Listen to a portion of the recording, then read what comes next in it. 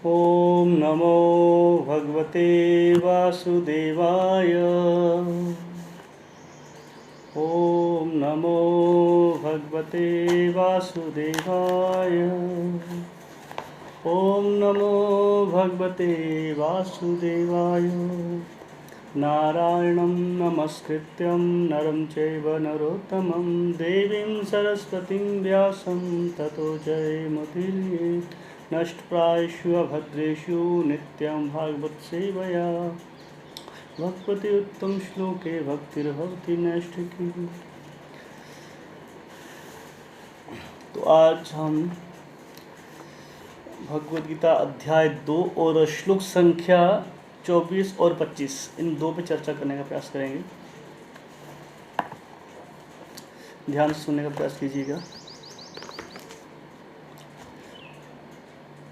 अच्छेद्य अयम् अधाय अयम् आलेख्य अशोष्य एव च नित्या सर्वगतः स्थाणु अचलः अयम् सनातना। यह आत्मा अखंडित तथा अघुलनशील है। इसे ना तो जलाया जा सकता है ना ही सुखाया जा सकता है। यह शाश्वत सर्वव्यापी अविकारी स्थिर तथा सदैव एक सा रहने वाला है। तात्पर्य जगत गुरु श्रील प्रभुपाद जी के द्वारा श्रील प्रभुपाद की जाए। अणुआत्मा के इतने सारे गुण यही सिद्ध करते हैं कि आत्मा पूर्ण आत्मा का अणुअंश है और बिना किसी परिवर्तन के निरंतर उसी तरह बना रहता है।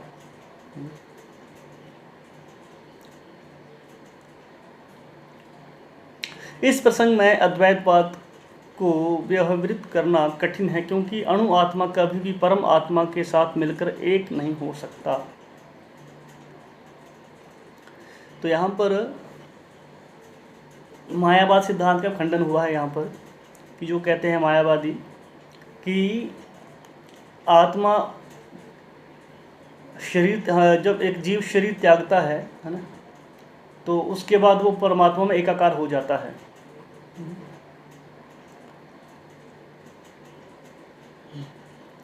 अपना अस्तित्व खो देता है वहाँ पे। तो यहाँ पर इस श्लोक के तात्पर्य से पता चलता है, पप्पा जी लिखते हैं कि वो निरंतर उसी तरह बना रहता है बिना किसी परिवर्तन के। उसमें कोई चेंजेस नहीं आते हैं। भौतिक कलमश से मुक्त होकर अणु आत्मा भगवान के तेज की किरणों की आध्यात्मिक स्फुलिंग बनकर रहना चाह सकता है, किंतु बुद्धिमान जीव तो भगवान की संगति करने के लिए वैकुंठ लोक में प्रवेश करते हैं।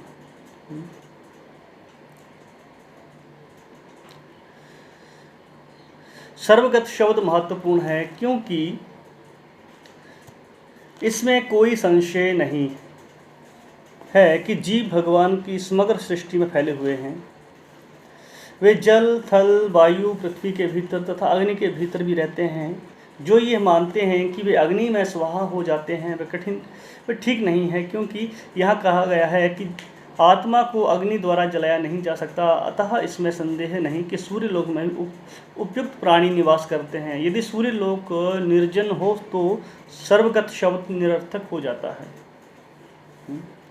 तो यहाँ पर जो बताया गया है कि आत्मा के बारे में अच्छेद्य, इसको मतलब खंड नहीं किया, तोड़ा नहीं जा सकता, काटा नहीं जा सकता। और अक्लेद्या कहा गया से ये अघुलनशील है, ये भूलता नहीं। अशोष्य, ये सुखाया नहीं जा सकता। सर्वगतः, ये सर्वव्यापी है। नित्यः, शाश्वत है। स्थाणु, अपरिवर्तनीय है। अचलः, जड़ है। और सनातना, सदैव है। ये सारे गुणों की हम किसी चर्चा करते आए हैं, इसलिए ज़्यादा डिटेल में नहीं जाएंगे यहाँ पे। तो अगले श्लोक में कहते हैं, यह आत्मा अव्यक्त, अकल्पनीय तथा अपरिवर्तनीय कहा जाता है। यह जानकर तुम्हें शरीर के लिए शोक नहीं करना चाहिए।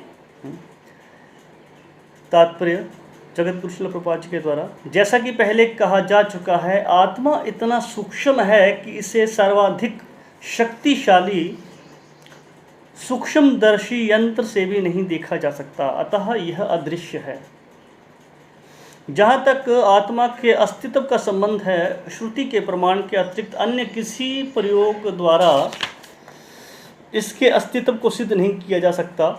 हमें इस सत्य को स्वीकार करना पड़ता है, क्योंकि अनुभव गम्य सत्य होते हुए भी आत्मा के अस्तित्व को समझने के लिए कोई अन्य साधन नहीं है।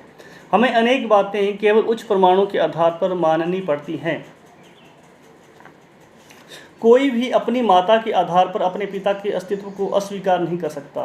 पिता के स्वरूप को जानने का साधन या एकमात्र प्रमाण माता है। इसी प्रकार वेदाध्ययन के अतिरिक्त आत्मा को समझने का अन्य उपाय नहीं है। दूसरे शब्दों में, आत्मा मानवीय व्यवहारिक विज्ञान द्वारा अकल्पनीय है। आत्मा चेतना है और चेतन है। वेदों के इस कथन को हमें स्वीकार करना होगा। आत्मा में शरीर जैसे परिवर्तन नहीं होते। मूलतः अविकारी रहते हुए आत्मा अनंत परमात्मा की तुलना में अणु है। परमात्मा अनंत है और अणु आत्मा अति सूक्ष्म है। अतः अति सूक्ष्म आत्मा अविकारी होने के कारण अनंत आत्मा भगवान के तुल्य नहीं हो सकता। यही भाव वेदों में भिन्न भिन्न प्रकार से आत्मा के स्थायित्व की पुष्टि करने के लिए दोहराया गया है। किसी बात को दोहराना उस तथ्य को बिना किसी त्रुटि के समझने के लिए आवश्यक है।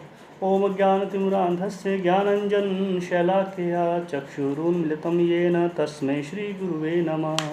श्री चैतन्य मनोभीष्टं स्थापितं येन भूतले स्वयं रूप कदा मह्यं ददाति स्वपदान्तिकं।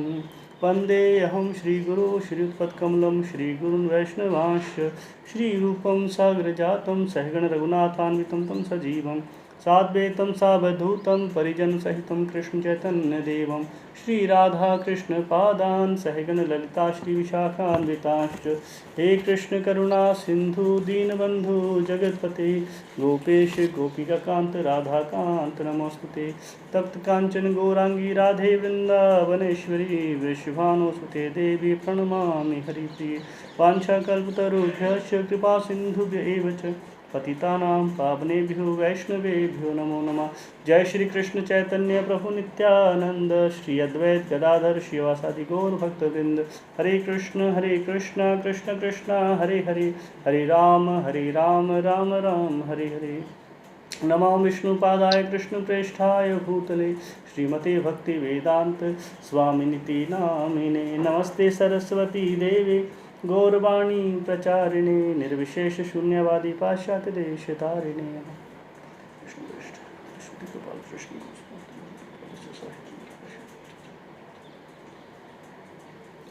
हरे कृष्ण। तो यहाँ पर हम लगातार कुछ आत्मा के बारे में जो भगवान बता रहे हैं। तो पिछले श्लोक में जैसे हमने पढ़ा 25वें श्लोक में, वहाँ पे भी आत्मा के सनातन होने का वर्णन है। तो इन बार बार दोहराने का भगवान का लक्ष्य यही है ताकि हम समझें क्या कि जीवात्मा जो है कृष्ण का शाश्वत अंश है। और जब जीवात्मा भगवान का शाश्वत अंश है तो अंश का कार्य क्या होता है? अंश का कार्य एक ही है, अंशी की सेवा करना।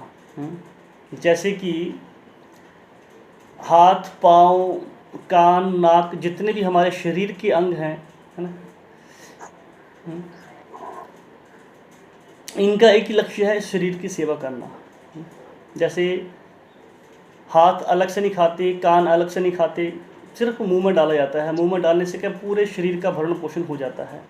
उसी प्रकार जीव का एक स्वाभाविक लक्ष्य होना चाहिए भगवान की सेवा करना। जब भगवान की सेवा करते हैं तो हम खुश रह सकते हैं। तो यहाँ पर अगले श्लोक में जो ये 25वां श्लोक है, इसमें जो भगवान जो है शब्द यूज कर रहे हैं यहाँ पे, अव्यक्तो अयम है। पहला शब्द है अव्यक्तो अयम, मतलब ये जीवात्मा क्या है? अव्यक्त है ना। अव्यक्त मतलब इसका अव्यक्त का अर्थ क्या होता है? जो व्यक्त नहीं की जा सकती या जो प्रकट नहीं है ना, जो प्रकट नहीं है या जिसको बताया ना जा सके, अव्यक्त है, उसे कहते हैं अव्यक्तो। तो मतलब इसका अर्थ ये हुआ कि जीवात्मा को हम अपनी आँखों से नहीं देख सकते हैं। मतलब अदृश्य है ये। तो मतलब इसका अर्थ ये है, माना जा सकता है कि जीवात्मा मन के लिए प्रकट नहीं है। तो इसके लिए दो शब्द, विशेष शब्द क्या है इसके लिए? अज्ञात है। मतलब ये हम इसको अपने मन के द्वारा भी नहीं जान सकते, अज्ञात है। तो यहाँ पर हम चर्चा करने का प्रयास करेंगे किस तरह से अदृश्य क्या है ये, क्योंकि ये जीवात्मा जो है नेत्रों के लिए अदृश्य है हमारे, हम इनको अपनी आँखों से नहीं देख सकते। और इससे पहले कई बार बताया जा चुका है यहाँ पे कि जीवात्मा इतना छोटा कण है, ये इतना छोटा है कि इसको जो है किसी भी जो सूक्ष्मदर्शी यंत्र हैं उनके द्वारा नहीं देखा जा सकता। आगे हम पढ़ेंगे गीता में 15वें अध्याय के 10वें श्लोक में भगवान कहते हैं, वहाँ बताते हैं भगवान की किस तरह जीवात्मा शरीर छोड़ता है, किस प्रकार स्थिर जीव जो शरीर में स्थिर रहता है और प्रकृति के गुणों से बंधा हुआ, और प्रकृति से गुणों से बंधा हुआ है और किस तरह ये गुणों को भोगने का प्रयास कर रहा है। भगवान वहाँ बता रहे हैं 15वें अध्याय में। पर जो विमूढ़ होते हैं वो इसको नहीं देख पाते, परंतु जिनके नेत्र हैं जिनके नेत्र हैं वो उनको देख सकते हैं। अब भगवान एक तरफ कह रहे हैं कि इनको देखा नहीं जा सकता, पर यहाँ ये भी कह रहे हैं भगवान कि जिनके नेत्र हैं वो उनको देख सकते हैं, उनको देख पाते हैं। विमूढ़ लोग नहीं देख पाते। तो विमूढ़ का अर्थ क्या होता है? विमूढ़ किसे कहते हैं? विमूढ़ वे है जिस व्यक्ति के पास ज्ञान के नेत्र नहीं है ना। भौतिक ज्ञान के द्वारा हम भगवान को नहीं समझ सकते। तो यहाँ बताया गया है जिसके पास आध्यात्मिक ज्ञान नहीं है ना, वो ये नहीं जान सकता।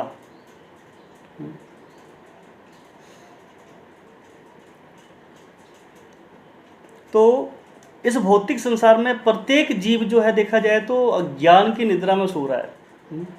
सारी दुनिया जो है इस टाइम अज्ञान में है, इसलिए उसके नेत्र बंद हैं। इसलिए कोई भी लोग जो हैं इस जीवात्मा को नहीं देख पा रहा है।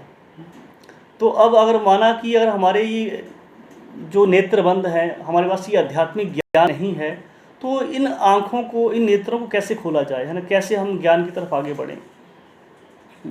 तो बताया जाता है, सिंपल सा उदाहरण है, जैसे कि सोए हुए व्यक्ति को आवाज़ दे के शब्द के माध्यम से उठाया जा सकता है, उसी प्रकार जो अज्ञान की निद्रा में जो जीव सो रहे हैं उनके नेत्र तब खुलते हैं, उनकी आंखें तब खुलती हैं जब उनको आध्यात्मिक ज्ञान मिलता है, उनको आध्यात्मिक ज्ञान दिया जाता है।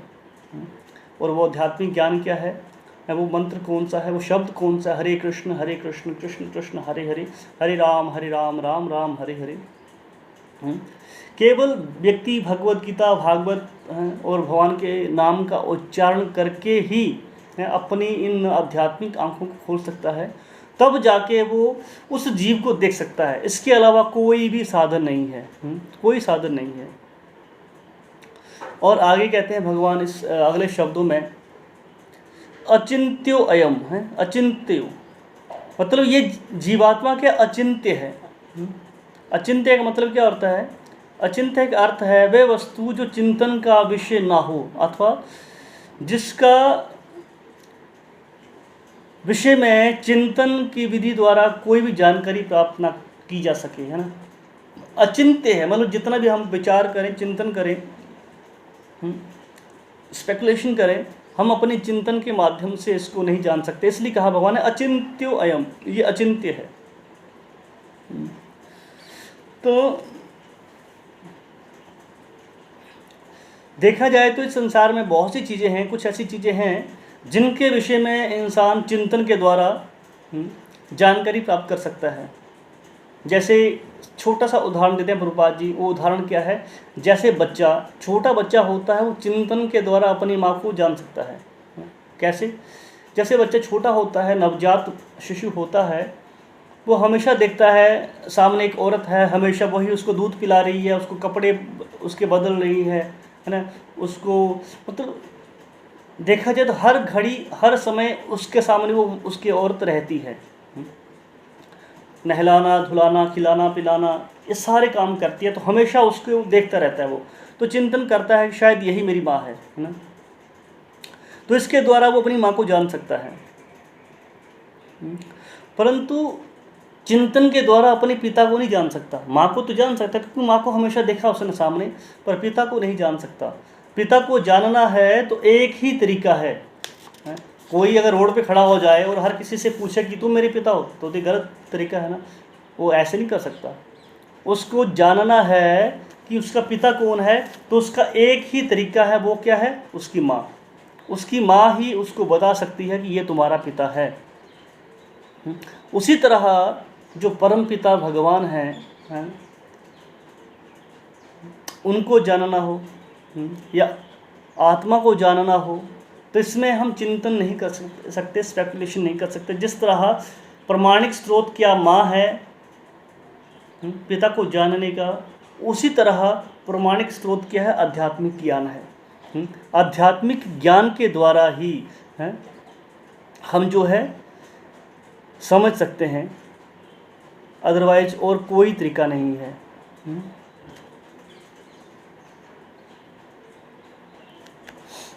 तो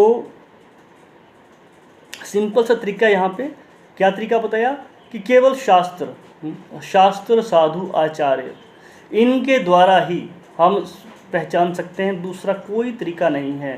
प्रभुपाद जी लिखते हैं, जहाँ तक आत्मा के अस्तित्व का संबंध है, श्रुति के प्रमाण के अतिरिक्त अन्य किसी प्रयोग के द्वारा इसके अस्तित्व को नहीं जाना जा सकता। सिर्फ श्रुतियाँ हैं, है ना, वेद हैं, पुराण हैं, इनके द्वारा ही हम इसके अस्तित्व को जान सकते हैं, और कोई भी तरीका नहीं है। हमें ये स्वीकार करना ही पड़ेगा।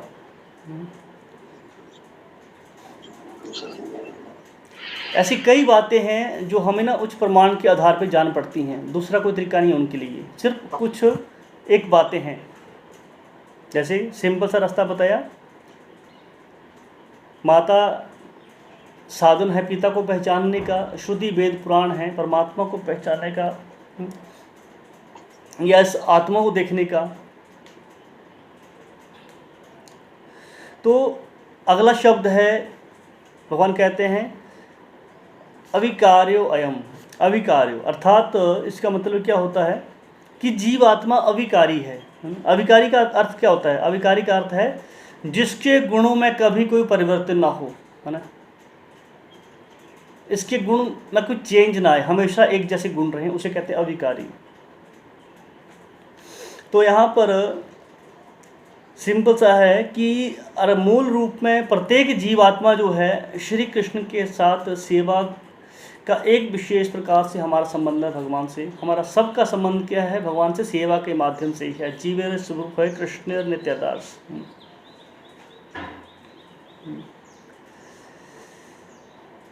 तो ये जो स्वरूप है हमारा वो है अविकारी है, मतलब कभी बदला नहीं जा सकता। भगवान के साथ हमारा संबंध भी अविकारी है, वो कभी बदलेगा नहीं। शाश्वत संबंध क्या है हमारा? वह सेवा का है। उदाहरण के तौर पे हम देख सकते हैं, तो वैकुंठ लोक में जो जय और विजय थे, है ना, भगवान के द्वारपाल, जब उनको चारों कुमारों ने श्राप दिया वो असुर बने। 3 जन्मों तक असुर बने वो तीनों, ये दोनों 3 जन्म तक असुर बने। और जब वो ब्राह्मण के श्राप से मुक्त हुए 3 जन्म के बाद, तो वापस वो जाके वैकुंठ में उनको वही सेवा मिली जो उनकी सेवा थी। सेवा चेंज नहीं हुई, वहाँ भी द्वारपाल थे। और जब 3 जन्मों के लिए वो असुर बने, जब वो असुर का श्राप उन्होंने 3 जन्मों का भोग लिया, जब वापिस वो धाम गए वैकुंठ धाम, तो उनको वही सेवा दी गई जो उनकी सेवा थी। और कोई सेवा उनको नहीं दी गई। तो मतलब कि जो चिरस्थायी संबंध है भगवान का हमारा सेवा के माध्यम से, वो सेवा सेम रहती है, इसमें कोई बदलाव नहीं आता। इसके अतिरिक्त एक ब्रह्मांड पुराण में भी वर्णन आता है। ब्रह्मांड पुराण में बताया गया है, जब भगवान राम ने अवतार लिया, तो जो मारीच राक्षस था ना, जो सोने का मृग लेके आया था, रूप धारण करके आया था, और सीता उस पर मोहित हुई और उसको पाने की इच्छा करी। तो जब वो मारीच भगवान के हाथों मारा गया, तो बताया गया वो मारीच जो था वो जय विजय जो द्वारपाल हैं उनका सेवक था, उनका सेवक था वो।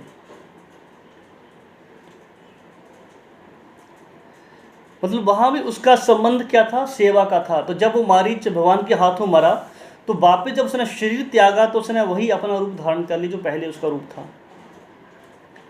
तो हमारी सेवा फिक्स रहती है भगवान के धाम में, वैकुंठ धाम में, गोलोक धाम में जो हम सेवा करते आए हैं वो सेवा फिक्स रहती है, मतलब स्वरूप है हमारा वहाँ पे।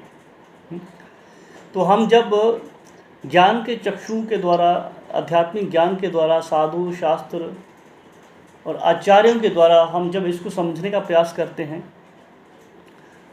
तब हम इस जीवात्मा को देख सकते हैं, भगवान को समझ सकते हैं। अब जो अगली लाइन है वहाँ भगवान कहते हैं अगली लाइन में, तस्मादेवं विदित्वैनं न अनुशोचितुम अर्हसि। अगला लाइन में ये शब्द हैं। तो यहाँ पर इसका मतलब है कि जीवात्मा को इस प्रकार जानकर तुम्हें शोक नहीं करना चाहिए ना। भगवान अब यहाँ कह रहे हैं अर्जुन को कि तुम जब जीवात्मा को जान लोगे ज्ञान के चक्षु के द्वारा तो तुम्हें फिर शोक नहीं करना चाहिए। तो इससे पूर्व जो है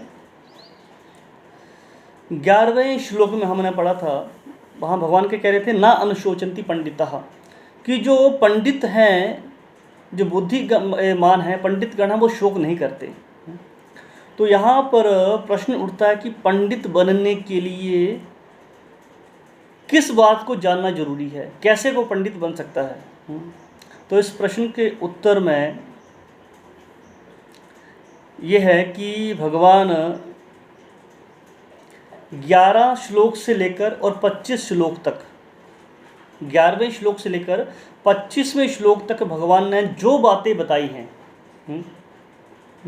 उनको जो जान ले वो पंडित बन जाता है ना। 11वें श्लोक से 25वें श्लोक तक जितनी बातें भगवान ने बड़ी गंभीर बातें बताई हैं, कहता है जो इन बातों को जान जाता है वो पंडित बन जाता है।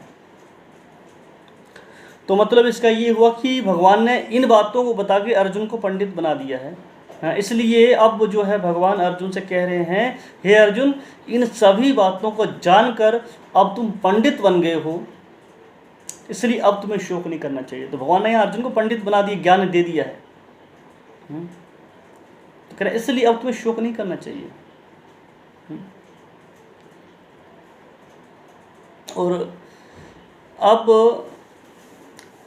प्रभुपाद जी यहाँ लिखते हैं, एक बार प्रभुपाद जी का एक लेक्चर है इसी श्लोक के ऊपर। जब लंदन में प्रभुपाद जी ने लेक्चर दिया था तो उन्होंने कहा था किंतु आधुनिक सभ्यता में इस शरीर के लिए अधिक चिंता की जा रही है। आजकल सभी लोग इस शरीर के लिए ही चिंता कर रहे हैं। कहते ये बिल्कुल उल्टी बात है। कृष्ण कहते हैं चूंकि जीवात्मा नित्य है इसलिए इस शरीर के लिए अधिक शोक करना उचित नहीं है। महत्वपूर्ण चीज़ क्या है? आत्मा है ना, जो जीवात्मा है। हमें उसके लिए जीवात्मा की देखभाल करनी है, शरीर की नहीं। तो जहाँ तक शरीर की बात है तो सुख तथा दुख तो ऋतुओं के समान आते जाते रहते हैं, ये नित्य नहीं है। कहते हैं तो आपको सीखना है कि कैसे शरीर के सुख दुखों को सहन किया जाए, परंतु आपको जीवात्मा की देखभाल करनी है। तो आजकल की जो सभ्यता है सारी शरीर के ऊपर ही है, शरीर के इर्द गिर्द घूमती है। उनका लक्ष्य है इस शरीर की इच्छाओं को पूरा करना।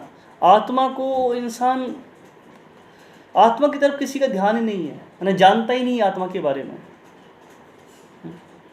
सारे के सारे लक्ष्य क्या हैं, सारे के सारे चीज़ों का केंद्र बिंदु स्थिर इस शरीर है। इस शरीर की इच्छाओं को संतुष्ट करना ही इंसान का एक लक्ष्य मात्र है। आगे लिखते हैं प्रभुपाद जी, परंतु आधुनिक सभ्यता में उन्हें जीवात्मा को ज्ञान नहीं है, जीवात्मा को वो जानते नहीं, फिर उसकी देखभाल करने की बात ही कहाँ है। जब इंसान आत्मा को ही नहीं जानता तो आत्मा की देखभाल करने की, आत्मा की ज़रूरतों के बारे में वो कैसे जान सकता है? वो जान ही नहीं सकता। प्रभुपाद जी कहते हैं वे तो पशुओं की तरह देहात्म बुद्धि के धरातल पर शरीर की देखभाल कर रहे हैं। प्रभुपाद जी बड़े कठोर शब्द यूज कर रहे हैं यहाँ पे, क्या है? पशुओं की तरह देहात्म बुद्धि के धरातल पर, है ना। जो पशु बुद्धि होती है, जो देहात्म, जो देह को आत्म मानते हैं, वो सिर्फ शरीर के ज़रूरतों को ही पूरा करने का ध्यान रखते हैं और कुछ नहीं।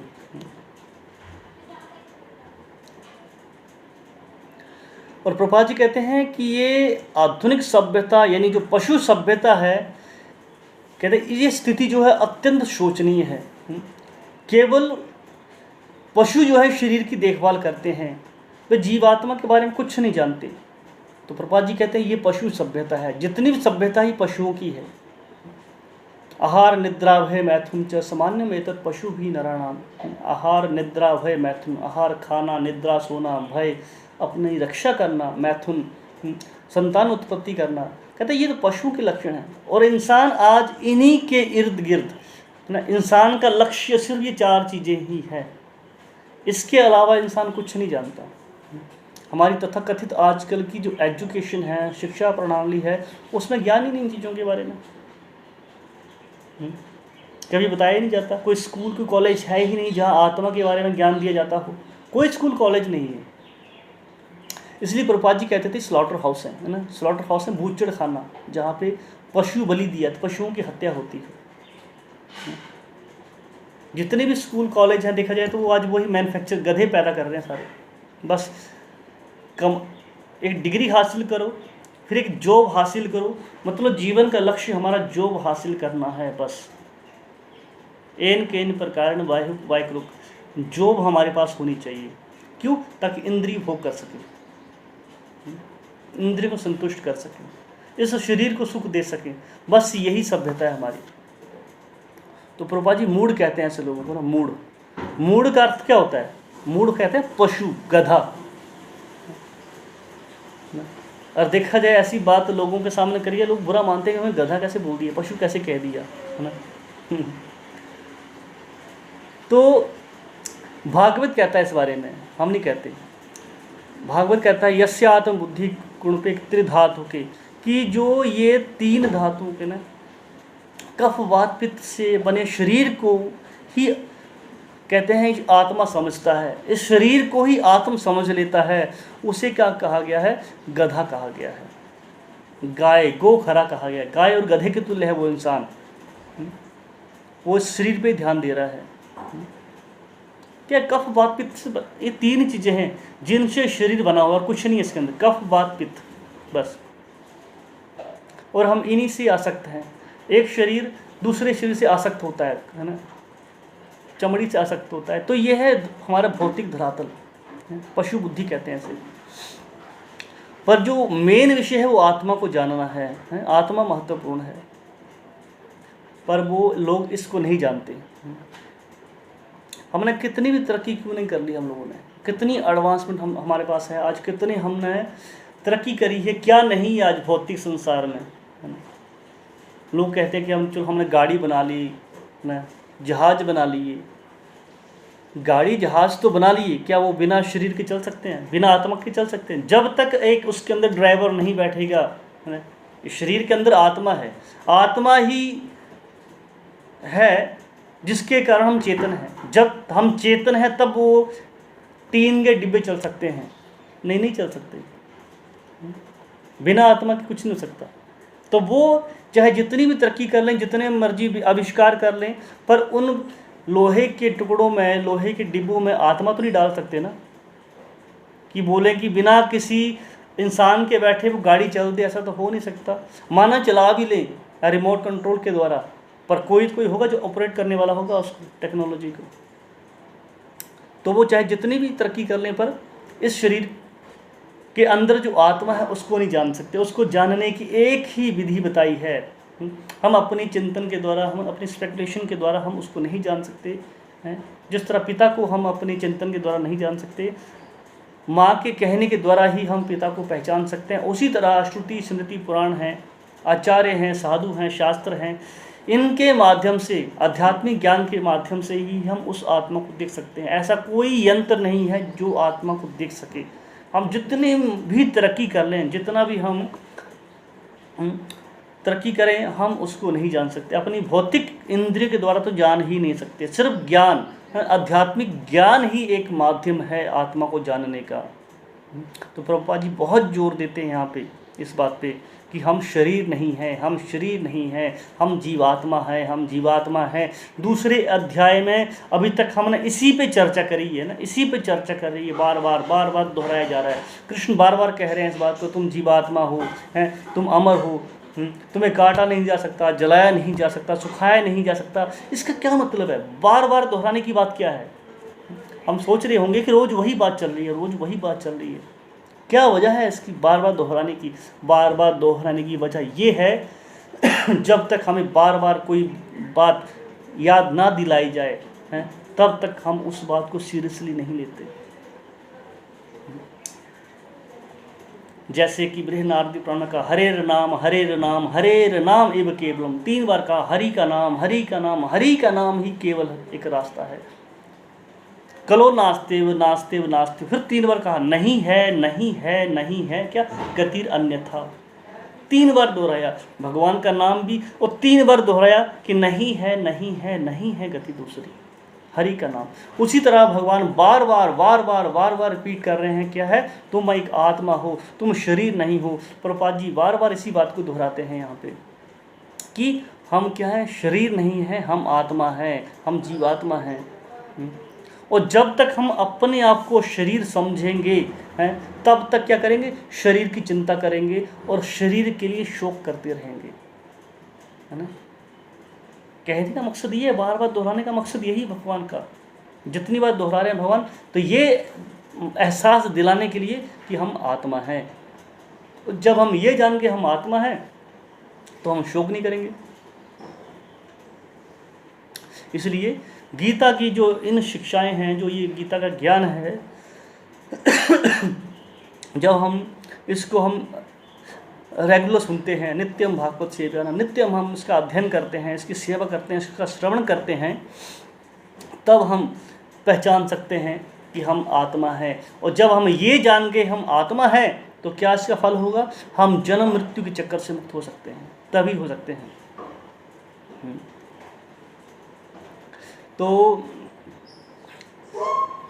हम जो है, हम भी शोक करते हैं। शोक करना जरूरी है, मैंने पहले भी कहा था एक बार, शोक करना बड़ा जरूरी है।